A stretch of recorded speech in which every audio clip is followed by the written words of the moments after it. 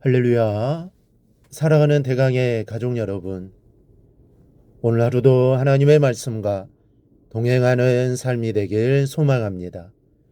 오늘 함께 나눌 하나님의 말씀은 마가복음 6장 34절 말씀입니다. 예수께서 나오사 큰 무리를 보시고 그 목자 없는 양 같음으로 인하여 불쌍히 여기사 이에 여러 가지로 가르치시더라. 아멘. 양의 특징은 몇 개의 단어로 설명할 수 있습니다. 먼저는 순하고 어리석고 연약하다라는 겁니다. 순하면 사악하기라도 하든지 또 사악하지 못하면 자기를 지킬 수 있는 특별한 무기라도 있어야 하는데 양은 그렇지를 못합니다.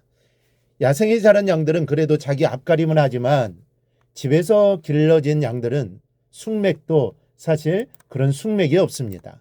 혼자서 제대로 하는 일이 없습니다. 그래서 양에게는 이 목자가 필요합니다. 예수님께서는 우리를 양으로 보십니다. 하는 짓이 양하고 비슷하기 때문입니다. 한 가지 다른 것이 있다면 양은 순진한 데 비해 사람은 사악하다는 것이 다릅니다. 그럼에도 주님은 우리를 양처럼 보시고 끝없는 사랑을 베풀어 주십니다. 오늘 본문은 예수님께서 열심히 달려와 당신을 기다리고 있던 무리들을 보시고는 목자 없는 양 같아서 불쌍하게 여기셨다라고 기록합니다. 이 팔레스타인에는 목자 없는 양이 없습니다. 목자 없는 양은 길 잃은 양을 말합니다. 혼자 앞가림을 하지 못하는 양이 길을 잃었다면 사실 남은 것은 이 죽음뿐입니다. 모인 무리의 모습을 영적으로 보니 그렇다라는 겁니다. 그것을 보시고 예수님은 그들의 목자가 되어 주셨습니다. 우리가 이 시간에 함께 생각할 것은 먼저 목자 없는 양은 길을 잃게 되어 있다라는 겁니다. 집안에서 키우는 외환견은 혼자 대문 밖에 나가게 해서는 안 됩니다. 밖에서 기르는 똥개들은 멀리 갈 때는 자기의 흔적을 남깁니다. 여기저기 자기의 분비물을 남겨놓고는 또 돌아오면서 그 냄새로 이정표를 삼습니다.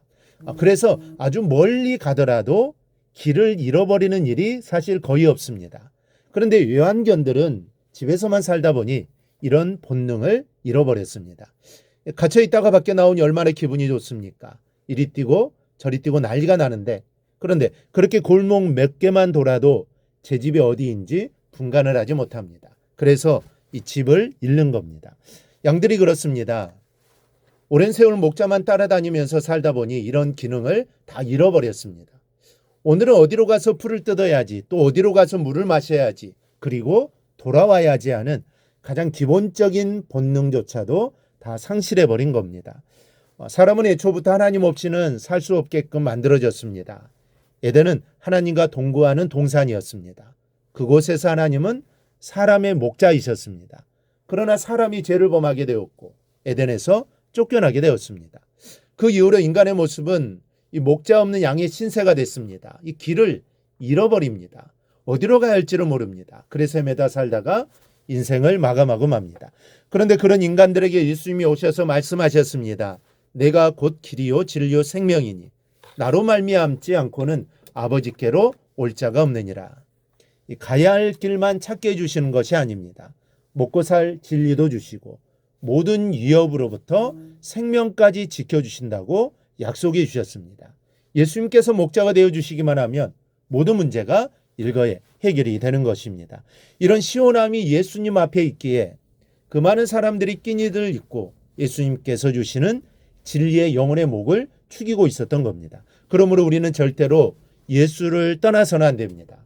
늘 주님 곁에 붙어 있어야 합니다. 그래야 주님이 주신 은혜를 받을 수 있습니다. 둘째로 양은 목자를 떠나지 말아야 한다라는 겁니다. 어떤 사람이 양을 치는 목자는 자기가 기르는 양들의 각각의 이름으로 불러낼 수 있다라는 이야기를 들었습니다.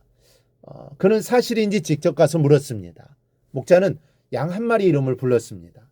많은 양들 중 다른 양들은 풀을 뜯으며 아무런 반응을 보이지 않는데 유독 한 마리 양만이 이 고개를 들고 바라보는 것이었습니다. 그 같은 방식으로 목자는 자기 주위로 12마리를 불러냈습니다. 이 모습을 본 사람이 목자에게 물었습니다. 어떻게 당신은 양들을 분간할 수 있지요? 양들 모두가 다 똑같아 보이는데요.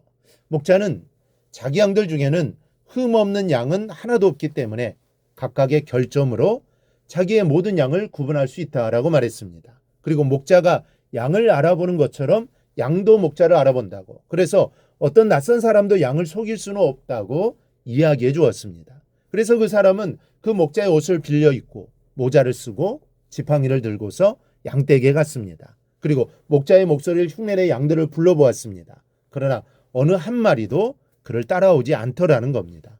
여러분, 주님께서도 우리의 연약한 부분으로 우리를 알아보십니다. 연약하기에 또 결점이 있기에 우리를 싫어 버리시는 것이 아니라 그로 인해 더 깊이 사랑하면서 나를 더 정확히 알아주시는 분이 주님이시라는 말입니다. 그렇다면 우리 역시 목자를 알아볼 수 있어야 하는 겁니다. 양도 목자를 알아보는데 우리가 주님을 알아보지 못했어야 되겠습니까? 세상 그 무엇이 유혹한다고 해도 주님만을 따르기를 축복합니다. 주님은 우리의 목자요, 우리는 주님의 양입니다. 주님을 따르는 우리를 주님이 책임져 주실 겁니다. 절대로 나 몰라라 하지 않으십니다. 절대로 우리를 버리지 않습니다.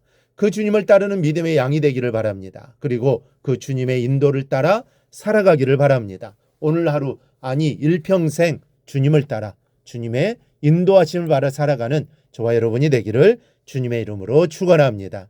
오늘 묵상한 말씀을 굳게 잡고 삶으로 실천하며 살아내는 대강의 모든 성도들이 되기를 축복합니다.